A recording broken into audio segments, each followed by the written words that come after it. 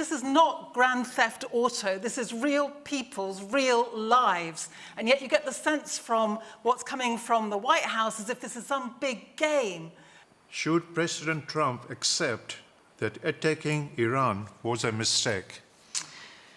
So many of you want to talk about what is going on between Iran, Israel and the US and how much we're going to get dragged into it. There are issues about energy supply. We're going to come to those later, so we'll park that for a moment, if you will.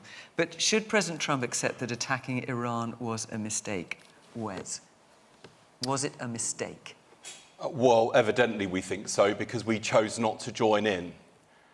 And this Prime Minister is one of a very small number of British Prime Ministers in our history who has chosen not to follow the United States on a big call like this.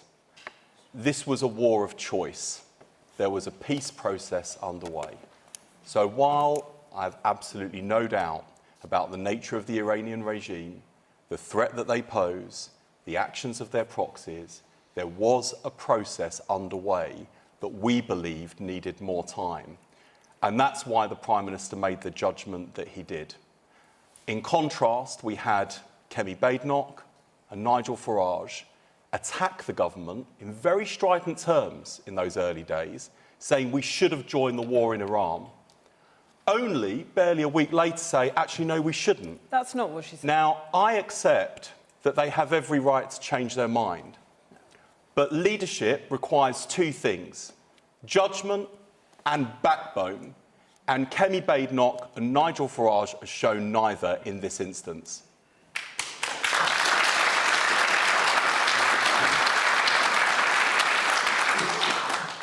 The party leader who changed their mind was the Prime Minister, was Keir Starmer.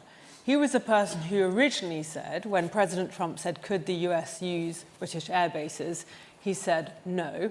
And then he changed his mind and said, oh yes, after all. He's the one who's been flip-flopping, who is weak.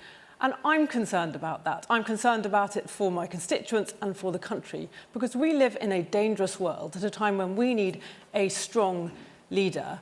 And at the moment, we have a weak and indecisive leader. So what about Kemi Badenoch's comments? RAF jets need to do more than shoot down missiles and drones. They need to stop the missile sites. You need to go to the source.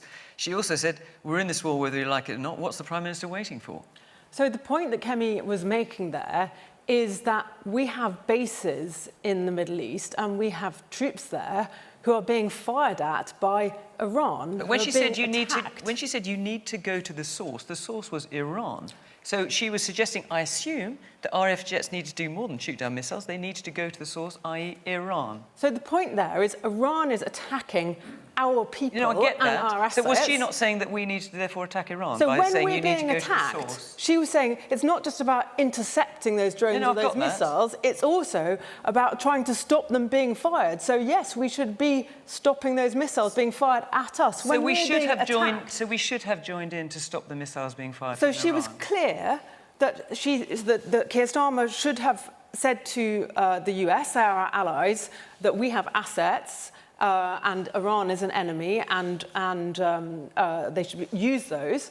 But she would not have been for a proactive, preemptive attack. But once we're being attacked, hang on. The point is, hang on. No, wait a minute, Helen. Let's be completely clear about this. Are you confused? Yeah. She said just think of the hokey-cokey and it all makes sense. She said, in, out. You cannot do that. I want to understand. So ridiculous, the position. This is not true. Keir was clear from the beginning. OK, you made that point. Let Helen answer. From the beginning, he said we wouldn't join the war, but we would take defensive action. I was being asked to explain something. I'm not going to suggest clearly a conflict situation is going to be complicated and it's worth spending some time explaining it. Kemi was not saying that we should be involved in proactive attacks. What she's saying is when we are being attacked, of course we should do something about that. By contrast, Keir Starmer Keir Starmer is saying we shouldn't be involved, we're not involved, it's nothing to do with us. The fact is we are involved, we have got assets there, we have got troops there, and we should be defending them. We are. And the Prime Minister was clear from the outset. We wouldn't join the war in Iran. But when it comes to protecting our people, our interests and our allies, we would act. We have. What? That is Okay. clear All and right. consistent, Okay. Hang on. and This that is- is the difference. I'm sorry, what happened Have we got a was ship there Kemi yet? Is Badenoch that the chose to story use there an yet? international No, conflict to not at score all. cheap political Not- points. No. She cozied up to Sorry, Trump, Wes. realised it was This is- unpopular, and then she pulled back. That's not stop, leadership. stop. That's No, game no. playing in the middle of Look, an international crisis.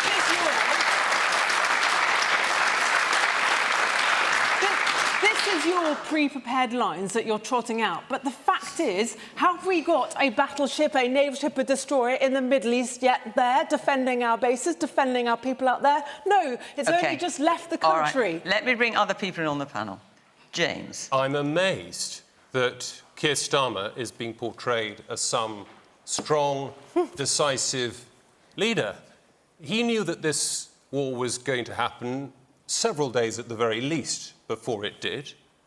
On day one, Nigel Farage said, of course, if called upon, we would allow British bases to be used by American aircraft for refuelling.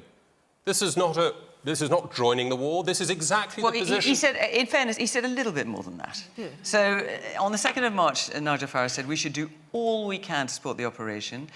Richard Tice... To support Richard Tice the said we, Reform UK, would be helping the Americans and the Israelis in any way they saw appropriate.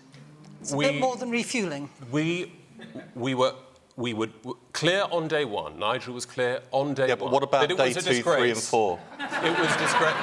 Well, on day 2, 3, 4, Keir Starmer came round to our position because he was not clear at the beginning that he would permit bases That was to be not your used. position. So when you've got Richard Tice saying... Starmer followed Farage Farage just so I'm clear, because we want to get this clear, don't we? Yes. When you have Richard Tice saying we should be helping the Americans and the Israelis in any way they saw appropriate, and then a few days later, Nigel Farage saying, let's not get ourselves involved in another foreign war. That's completely the position that Harold Wilson took in the but late how do those two 1960s. work together? You can give support to your allies. That's not the same as becoming a co-belligerent.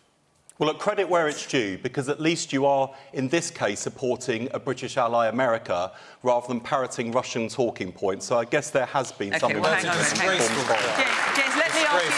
let me ask you to answer the original question. Should President Trump accept that attacking Iran was a mistake?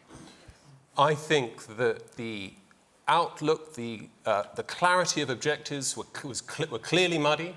There's no clarity at all, really, from the State Department or the Department of War as to what these objectives might have been. I think the case that it's a just war is a pretty weak one. It's one that could be defended on some grounds. The innocent suffering in Tehran in January, Amnesty International estimating up to 35,000 innocent civilians being murdered on the streets of Tehran for peacefully protesting. I can see from one point of view why that's a justification for trying to for war against Iran. I think also the moral calculus for Israel is somewhat different than it is for America. I think Israel has a much stronger case for justifying the war in terms of retaliatory action, 300 missiles released against it in April 2024. But again, I'm not actually interested in whether President Trump was right or not. Well, that's a shame, because that's what our questioner wants to ask. So, should the President Trump accept that attacking Iran was a mistake? Do you agree or not? I think that the objectives were muddy, and if a war is to be just, there needs to be clarity in the objectives. There's also got to be clarity in the justification. And I think there is a case to be made that the war has prevented innocent suffering, or at least it has attempted to challenge a regime that is notorious for its brutality, not only to its own citizens, but to our citizens as well. MI5 alone has uncovered 20 plots since 2022, organised by the Iranian regime to kill or kidnap British nationals or other nationals on British soil, here on the streets of London, all across Britain. So just to be clear, on balance, you think it's the right decision? I think there is quite a plausible justification for it. I think the execution has been cack-handed. OK. Man here in the front. Yeah, I think it's clear he's got it badly wrong. I think he thought it was going to be a Venezuelan situation where he could just take the leader out, put his own proxy in, and kind of manoeuvre Iran from there. It's completely naive. He's totally misunderstood the Middle Eastern situation. I can totally understand Labour being cautious because they've been burnt before by wading into a war in the Middle East, blindly following the US. And he's also misunderstood NATO because he just thinks, well, America goes in, fights in the Middle East, and the NATO allies must follow. But it's a defensive alliance. So he's got so many things badly wrong. It's quite startling, really. Woman in the black top. Yes, the thing is this, now, Trump, everyone has, well, put it this way, they know that he just basically has a way of wanting people to follow him. Now, yes, we will follow him, but only if he's correct. Now, he tends to have this idea that, okay, I'm going to say this and everyone's going to agree with me. But in a way, I would say Keir Starmer is not necessarily, I'm not a fan of him, but he has a way of saying, well, he might stand as checks and balances. Keir Starmer wants to look back and say, well, hang on a minute. What if he's wrong? So Keir Starmer isn't being a wimp, if you will. He's actually taking the time to consider what is and what should be. Okay. Because Trump isn't always right. And we have to agree with this. Sorry, but we have to agree. He's not always right. He tends to do things in a very, very gung-ho. Okay, it's the Wild West, that's their history, but he tends to be quite gung-ho where he shouldn't be. Okay, for Iran, I think that they should be allowed to elect a proper leader. Not so much, what's the name of that person? Ayatollah? Not so much from Ayatollah, but someone else who can lead properly. Everyone else should just stand back. So that's what I think. Is this possible at all? Caroline. Well, I think this is an illegal, reckless war that is certainly being waged by Trump and Netanyahu. I think they have massively underestimated their enemy in this particular occasion. I agree with the man in the front who suggested that. And let's be in no doubt that Trump is a bully and a blackmailer. He's made absolutely no kind of plan for what kind of exit strategy there's going to be. He said we're just going to exit when he feels it in his bones. This is a president who has said he's going to bomb Karg Island just for fun. He has lazily suggested that he might go and attack Cuba as well. The kind of language that he and Pete Hegseth are using is so disgusting when they talk about, I've got the words here, watch what happens to these deranged scumbags today. What a great honor to kill them. I mean, this is not Grand Theft Auto. This is real people's real lives. And yet you get the sense from what's coming from the White House as if this is some big game. And all of us are suffering from it. First and foremost, the people in the Middle East who are dying at the hands of this war, but also, of course, all of us here who are feeling the effects from it too. And let us not forget, in terms of what James was saying, that maybe there's some kind of pretext for this war, let's not forget that just 2 days before the war was launched, there were talks going on, and we've heard that Jonathan Powell, Keir Starmer's security advisor, was in some way part of them, and he had judged that those talks were going in the right direction and that they were worth continuing, that there was a prize to be had. It was within reach, he said. And when it comes to the nuclear issue, then there was this agreement. Do you remember that JCPOA? I don't remember exactly what it stands for, but essentially it was that agreement that was around trying to control the nuclear materials that... it was the enrichment program. The enrichment program, exactly. Program. Don't enrich the nuclear materials. And that was working. I mean, it wasn't perfect, but it was keeping it all contained. So the idea that literally, as these talks were happening, that you would then have Trump just dropping these bombs alongside Netanyahu is just so outrageous. So I'm glad we haven't got more involved in it. But frankly, I don't think we should be having those US planes using our bases either. US strikes on Iran are launched from British bases. Bunker-busting bombs are being loaded onto warplanes by the US in Gloucestershire.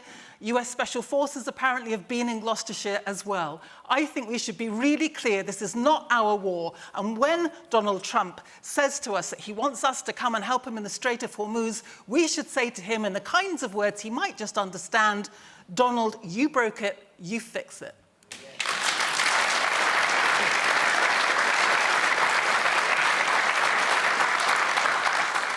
Well, we've seen a complete lapse in memory from Reform and the Conservatives tonight when it comes to what their positions are and how these have arrived at, and indeed some pretty stale word salads from them as well. Let me be very clear. This is an illegal war, and we should have absolutely nothing to do with any offensive activity whatsoever. But there's more to this as well. We have been here before. We've been dragged into forever wars in the Middle East by reckless US presidents. I'm glad this government has learnt the lesson, but I'm disappointed that not everybody in our politics has. There is no plan for how this ends. And just look, remember those scenes in Afghanistan when Western forces withdrew and we saw the Taliban take that country back within minutes. We cannot be in a situation where this happens again. And we've seen people in the Middle East pay the price, and we're seeing people in the UK too pay the price, with bills going up and up and up. One last point that I would add is what many people forget when it comes to decisions like this, decisions about whether to engage in this kind of activity, is that when you're talking about our troops potentially in different ways, shapes and forms getting involved, they're British people who we are putting at risk. And what I thought was absolutely deplorable was to hear Kemi Badenoch just a few days ago when she was asked about the RAF. She said that RAF pilots were just hanging around. You're absolutely deplorable. To use those words were used, context. And I hope that you will apologise on behalf of your party and your party leader for disrespecting our hard-working troops in that way. She was referring to the fact that Keir Starmer was not being decisive and not taking action to defend our troops. So you won't apologise for your party doing down our troops? That was not what she was doing. She's the person, if anyone, who speaks up for our troops, who's talking about the importance of investing in defence, unlike other parties. She said the words that they are you're busy spending around. more money on benefits, voting for extra benefits for people. Okay, we're saying, no, we can't do that. Okay, we're getting slightly off topic here. You won't apologise for disrespecting our troops. I'm sorry, but plunging more kids into poverty does not make our country we're not talking about this. We're talking about the Iran war. Fair And Helen, I'm going to stop you because I want to take another. There's another question on the Iran. I want to take it, and then you'll be able to come in.